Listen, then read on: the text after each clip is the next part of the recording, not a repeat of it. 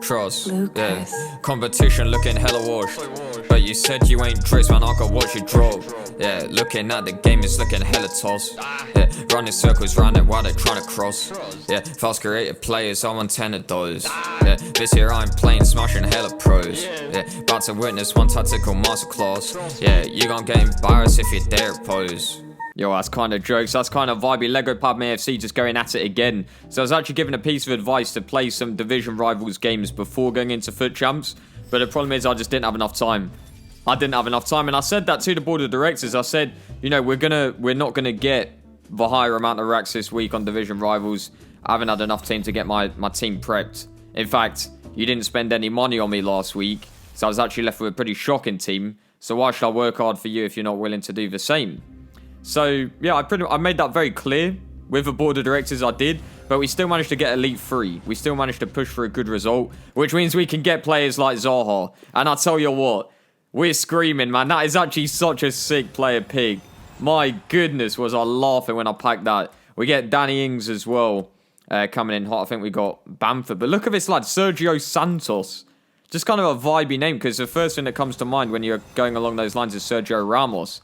But Sergio Santos is trying to switch it up, like trying to make you think of his name first. And, you know, if he puts in some performances, he might well do that. The boy's got 95 pace. He's almost as fast as me.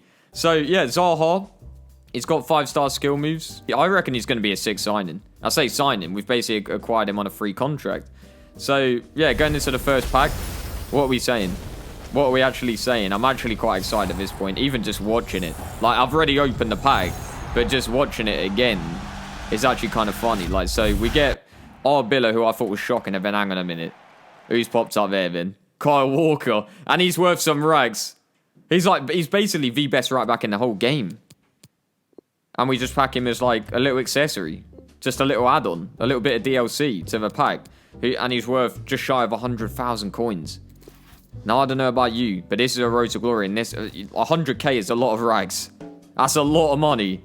And then we're also getting in, 13k as well from all of the other players that are basically irrelevant. So you might be wondering, hang on a minute, why don't we open the elite packs? Now, this is actually last week, and last week the team of the week, I hate to say, but it was pretty mediocre for the most part, really. It was. So we decided to keep the elite rewards and then save them up for this week, or this week's, well, actually, technically, last week. But there's going to be, you know, it's basically we're a week behind on the road to glory and all of that. But we're actually, yeah, wait, we're saving it for the upcoming Wednesday of this week, where it should be Ronaldo who's going to be in form. That's going to be pretty sick. So we have over 1 million coins. And finally, me and Lego Padme were working together. I was also working together with another opposition manager who decided to join in with my ranks, Hayden Hughes. And he basically said that you should just get a bunch of strong lads, and we've actually gone with some of his, because he works a lot on kind of the physical side of the game. And I was thinking I might as well just go for some rough lads, some vibey lads. We've brought the likes of Harry Kane. We've brought in the GOAT, Pep Guardiola, my guy. We needed him at the helm. We needed like a bit of help with the passing strategy and stuff like that. And we've bought basically just quite a vibey team, to be honest. You know, we've got the likes of PK, obviously rapid players in that defense that can really deal with the ever so important counter-attack. You know, it's very, very, very rough this year, the counter-attack, and that's why we need the likes of PK just to be able to deal with that pace. So Harry Kane as well, obviously rapid, absolutely like pace abusing, super meta this year because he's just that fast. And yeah, I'm just looking forward to it. Just going in with what isn't a completely mediocre team and just having a laugh. Really just having a laugh. So, you know, we haven't managed to spend 1 million coins here. You know, we've not gone out and spent an absolute fat stack. We've actually kind of been quite conservative with the racks, and that's because we're basically almost getting the payments in installments from the board of directors. Me and Lego Padme were very lucky to be able to actually secure a bit of money from the board of directors that are spending all sorts of money elsewhere on other things such as more lumbar support seats. And, you know, I'm happy with that. I'm happy to have the fans having the lumbar support seats. So we set up in a 4-3-3. And obviously you can see the instructions. If you really want to kind of delve into it, then you can just pause it on each of the instructions. But the basic premise of it is we're going to try and block off and stop people from being able to dribble in around the box. Because I feel like that is basically like the main threat in FUT Champs against the top players is them being able to dribble in and around the box with some of these top players. So we've constructed this team and we've set them up in the 4-3-3. It's kind of... It's very similar to the 4-2-3-1, but the wingers are going to be stretching the defence that much more and allowing us to play more in the half spaces with those CDMs who are actually going to come forward. So it's going to be an interesting weekend league. First of all, we're playing a 3-5-2. Now we're seeing if this guy's about it. We're seeing if this guy's screaming early doors. This is obviously the first game. Jamie Vardy and Aubameyang, they can hurt us on the counter charge. There's no denying that. They've got the pace. And that's why we're bringing in PK, because he can deal with that. So, Emre Can giving it to your boy Bergwijn. What we saying? Little 1-2s. And you just unleash it. And the thing is, the reason that I've got Bergwijn, the guy's got 80 strength. He's actually he's in a very sort of exclusive club. You know, we've had to go all the way to Coruscant and actually go to the market and stuff and just kind of pick out some of these players that are absolutely kind of top-notch and in this very kind of niche realm. And he was just one of the lads just kind of sitting there on the side, and he didn't have a football team to play for at the time. He was looking a bit down. And I just said, lad, you got some pace, you got some strength. I see you lifting weights, because in his off time, he's just been lifting weights. That's all he's been doing. So I'm not even surprised with the fact that he's quite strong. So we had to put on some kits. I thought that all of the kits basically needed a wash, and we don't have like a tumble dryer or anything, so we just bought some brand new kits. And we actually dress up the away people that come to our stadium and stuff. So we actually got to decide. I say our stadium, we're actually at the FUT Champ Stadium, but it was just kind of put to us that everyone is going to be in a Liverpool kit for some reason. And yeah, we picked the Spurs kit. Just seemed to be quite comfortable. We tried on loads of different kits and it just seemed to fit the players the best, to be honest. So yeah, we go 1-0 up. Bergwijn just doing the most again. And I think I'm really happy with that working out, because like I say, I've picked him up at kind of in the Coruscant underworld, and he was just kind of, like I say, lifting up a lot of weights. Didn't really have much football time. He was watching from his house. He had like a big, really, really massive 20-inch TV, which was just so massive. And he was just watching all of the games from there, and he was just looking really depressed, not being able to play. So, you know, we've got a lot of these kind of underdogs. Adama Traore as well is a rough lad. Gives it across to Harry Kane. The boy's screaming. And we're doing this at the FUT Champions Stadium, where there's a lot of fans kind of travelling in from all sorts of different realms, all sorts of different places. And, you know, a lot of them aren't necessarily travelling there. They are just, they're travelling from the green screen onto the actual production. But other than that, they're not really travelling too much. So Harry Kane, he's been dirty. Like, he really has. He's almost just, he's the kind of lad, he's been laughing in the changing rooms a lot. Like, he was just showing us, he's that really annoying guy. Like, he's actually kind of pissing me off a bit. He shows replays of everything good that he does, and he just laughs about it and stuff like that. So he's just telling us all about that little chip there. Just a little chip pass. It's not, like I told him, mate, it's not even that good. But he just kept showing the replays again and again, and it gets to the point where you have to get him to shut up. You know, you just have to get him to shut up and just say, I just ended up saying, yeah, that was actually really sick, Xavi-esque. And believe me, if we get older Xavi, he's straight out of a team. He's playing some false nine right now, but a Xavi would be a lot better. I didn't tell him that, but Xavi would be a hell of a lot better.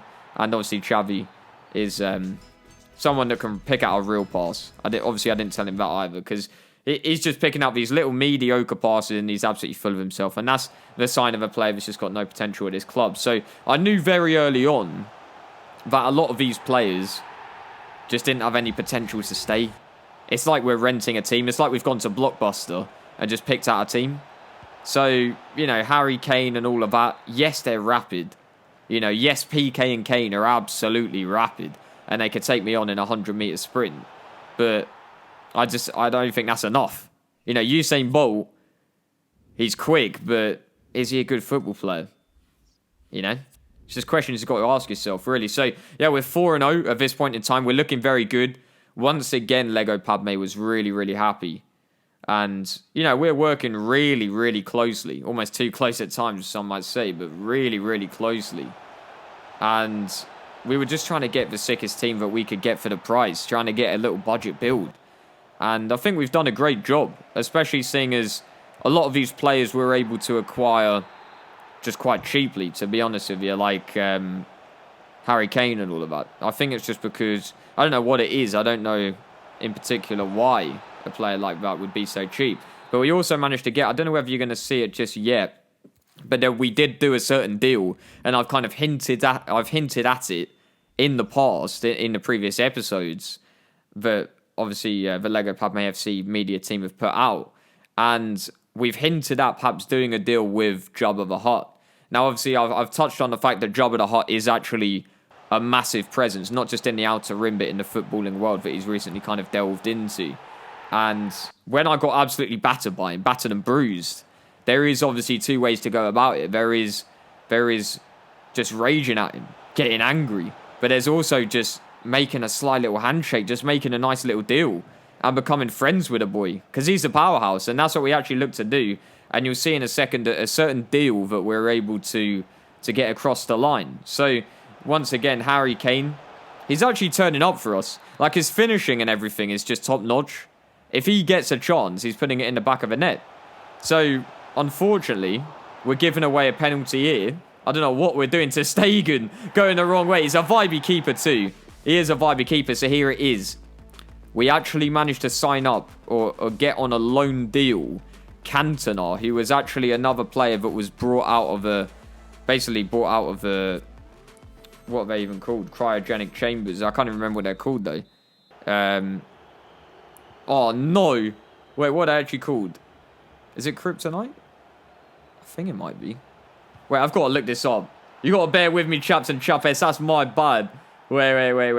Carbonite, that's the one. I didn't even look it up. It just came to my head. Carbonite. So, Eric Cantona, as you know, so basically, we found out that Jabba the Hutt has been doing this very kind of shady thing that isn't really allowed in the mainstream kind of football game. But what he's done is he's got a load of these old players and he's put them into Carbonite, and he's managed to get Eric Cantona and put, as we get a red card, it is kind of peak, but we get Eric Cantona, who we had frozen in Carbonite at the time, and we've managed to get him on like a loan deal. And he's just the get out of jail card. He literally is the get out of jail card. When we're in a rough scenario, you know, when we're really, really struggling and we just need that player to come through, he's there. And Wilfried Zaha coming off the bench as well. And he was, I have to say, he was something special. I'm so happy that we packed him. And it's lovely to see, you know, we're doing pretty well. And then we go and pack a player, and all of a sudden that player is instantly making that impact. But he's coming off the bench because we didn't have the chemistry for him. And, you know, there are certain people, certain critics that I've heard saying, why on earth are you playing slow players like PK and Kane, even though obviously they're rapid, but they're saying, why are you playing super slow, non-meta players? Why aren't you getting in Zaha and putting him in the first team? And so that I say, you know, it's tough to make that kind of team, and it might take a bit more coins and all of this. And is it as vibey? There are those kind of questions that start to be raised, from that kind of conversation. So obviously it's a conversation I'm willing to have, but first of all I need to have a conversation with the board of directors, because my goodness me, they need to be splashing. I've told them that. I've told them many a time, but I won't delve too much into that unless they release me from the club right now. So Marco Reus is playing it through for Inaki Williams. PK, very rapid, but he can't keep up with Inaki Williams just about on this occasion. It's quite unfortunate there. And I don't know how they're catching us out. I really don't know. It's not like it's obvious at all. It's not like we've got a player that can't run to save his life. We've actually got a lot of pacey players, as you can see here once again. PK very, very quick to keep up there with Inaki Williams. So Bergwinder's giving it to Julian Brandt, tries to spin away. We need to retain our unbeaten streak. And Kane, he's lethal. He really is lethal in front of goal, man. He's just racking up the goals. And I think he's a player that not just watches his own replays and stuff like that and is very kind of, he loves to see what he's done type thing. You know, you could show another replay of someone else's goal and he'll switch off straight away. But his goal is obviously the Holy Messiah, is something a little bit different to himself anyway. But yeah, he's someone that loves to look at his goal tallies. He's always watching replays of himself. He's always looking at how many goals he's scored. He's looking at his passing percentages. He's obsessed. He really is obsessed. But at the same time, we need that kind of player. You need that kind of player at your team. I'm telling you, you need that kind of player that will get the goals, that is obsessed with the game, that has that next level of obsession and is willing to fight to the bitter end. And Adama Traore clearly showing that here as he gives it across to Harry Kane, and boy, does he slot that. Wow, what a finish. And look at the opposition players. One looks like he's hurling there. It looks like he's spewing. He wasn't happy at all. He must have eaten something a little bit naughty for dinner. And I don't really want to give away some of our strats, but we did actually give him a nice little meal before. And I think their stomachs might not have agreed with it. And, you know, Savata to say that's a little bit unlucky as Bergwijn getting a beating of Jesus Navas. He's too strong. Like I say, he's been lifting the weights on Coruscant in the underworld. And he's just, I feel like he's just got that extra bit of grit, that extra bit of desire compared to those players there. You might be saying, oh, it's a little bit cheesy, it's a little bit locky. Cry me a river, lads, because quite honestly, he's just got that extra bit of fight there. Really, like he's fighting just that little bit more, and often that can be the difference between scoring a goal and just giving up halfway. So Llorente giving it to Adama Traore, he's looking to stretch. We know he's got no left foot. We actually CGI the left foot on. It's pretty much, you might not even count it as having a left foot because it's what, 1 star weak foot, if that. So Odegaard having a go, and he bangs it. 3-1. We're now going to Bergwijn down this left-hand side, and he's looking to go. He's really just looking to go. And it falls for Harry Kane. Oblak with a save, only falls for Bergwijn. And once again, I think you could call that luck, but once again, I'm just calling it passion, man. And it's a very acute kind of sense. He knows where the ball's coming. Some people are saying he's actually force sensitive, and he's got kind of this kind of vision. There's another level of vision. It's actually, I'm forgetting the name. It's like a premonition or something. He can see it before it even happens. The guy's a fortune teller part-time. So, you know, fair enough, Bergwijn. He's actually putting in a shift. And what did he cost? 4,000 coins? Nothing. Really, Billy bargains everywhere you look. 2-for-1 offers. January sale's not even here yet, but it might as well be. So, Steam Summer Sale, you know, that kind of vibe. So, Calvert-Lewin going down this left-hand side, taking us on, cuts inside, and I think that's a different level of quality there. Hands on his head, the right back there. He's just been rinsed. I mean, it's tough. It's tough. You know, we're having to play some very, very rough and tough teams that have the quality to hurt us, but we're just not coming up against any tacticians. We haven't come up against Thrawn, Jabba the Hutt. You know, any of these kind of lads, C-3PO I think has a team. But, you know, these kind of lads just aren't appearing. So we're actually playing the false 9 at times when we need those goals. When we need to come forward and get those goals and really penetrate into the half spaces, stretching them with the wingers, etc., then we'll bring on some players. And in this case here, we've actually had to bring on our lad once again, Cantona. My goodness me. Fresh out of Carbonite. And he's really screaming. We're 2-1 down. We need a goal. Adama Traore bangs it in the top corner. My goodness me. Now we're back to 2-2. Can we retain the unbeaten streak? Can we keep this going? I don't know, man. I don't know. I'm not telling. I'm scared. I'm actually getting a little bit scared. So we're getting the ball with Bergwijn here. Gets it across for Cantona. My goodness me. He comes up with it. And I've actually sent a text through. I'm sending one right now to Jabba the Hutt. And I've just said, cheers, lad. You know, and I think that's just good business for me. It shows why it is so important to make good deals. And now we've only got 1 game left before we have to send him, well, we have to freeze him back into Carbonite and send him back off to Jabba the Hutt. Otherwise, he'll probably put a bounty on my head. So, I don't want Boba Fett, etc. hunting me down. I don't know about you, but I really don't.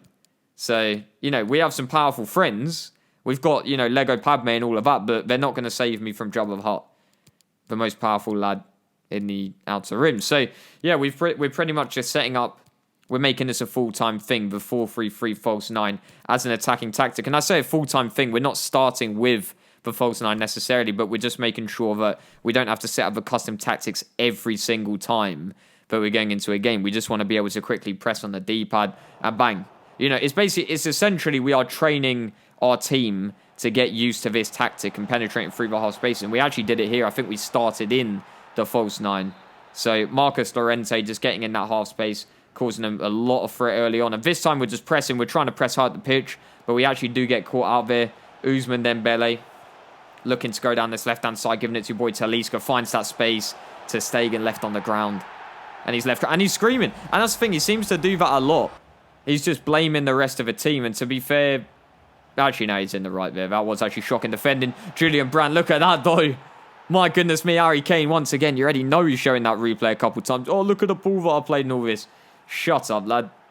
Julian Brandt's banged it. To be fair, though, that was actually a banging ball. So I had to give him kudos on that. But Julian Brandt has absolutely banged that. to give us a 9-0 record. 9-0. I say that 10-0. What am I saying?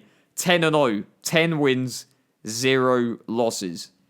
The opposition is struggling. Like I say, one thing that I'm able to do in this current kind of tactical setup, I'm able to have the team kind of being a little bit passive in that 4-3-3 with the 2 CDMs, you know, kind of eyeing up the opposition. How does he like to play? Does he like to hold more of the ball? Does he like to counter? What is he good at? How can he defend? Is he defending the wide spaces? Is he defending the narrow spaces? Does he press? How does he press? Does he press instantly? Go all out? Does he only press in and around the box? You know, all of these questions that we can get the answer to, and then we can pick our play style ultimately from there. And we seem to be tactically just picking these teams to pieces. We're picking them apart. Julian Brandt really just hammering that home to make it 3-1. And it's just a hell of a weekend, isn't it? It's vibey. You already know it too. It's Bergwijn, the big weightlifter, gets the ball across. Julian Brandt cementing the victory. 4-1. It's looking sexy. We're not even done. Harry Kane once again with a nice little bit of play. Julian Brandt with a chip. Took one on the legs, but I think he's got some brand new shin pads that can really absorb the impact. So, fair enough. He's actually got like some jelly. He's got like some, I think the Americans call it jello. And he puts it like underneath his shin pads. It just, you know, provides that extra little layer. And it's kind of vibe. You can have a little munch after. Obviously, not the nicest of tastes. But we're up against a proper strategist and a proper team here. It very much, you know, we're all joking in around, ha ha ha ha ha, then it all suddenly dies out. The laughter dies out and it's all very serious all of a sudden. I don't know why there's been, recently, some of the goals have been spray painted. There's been a lot of vandalism in the FUT Champs Stadium. Very clearly, there isn't much restrictions on who can get in the stands at times because it's been completely spray painted purple. I don't know whether that's the work of Mace Windu, but I can tell you now, we're actually coming up against Kayade Mundi's team, and he's part of the Jedi Council. And he seemed to have a pretty good strategy worked out, but I just don't think he had it. He just didn't have it. Like, he's clearly he's force sensitive. You know, he's got that going for him, but when it comes to football strategy, he got picked apart. We found the pockets early on, and Julian Brandt just slotting that home into the vandalised net to make it 3-1. Off he goes. He just went and flew off. He took the nearest shuttle out at 39 minutes in. Back to Coruscant you go. Back to the temple, lad. I've had enough of you. And he's had enough of me. But in different ways. He's had enough of me because he's crying. I've never seen a Jedi cry. Emotionally compromised. So, we're going into the next game. Talisca, Paulinho.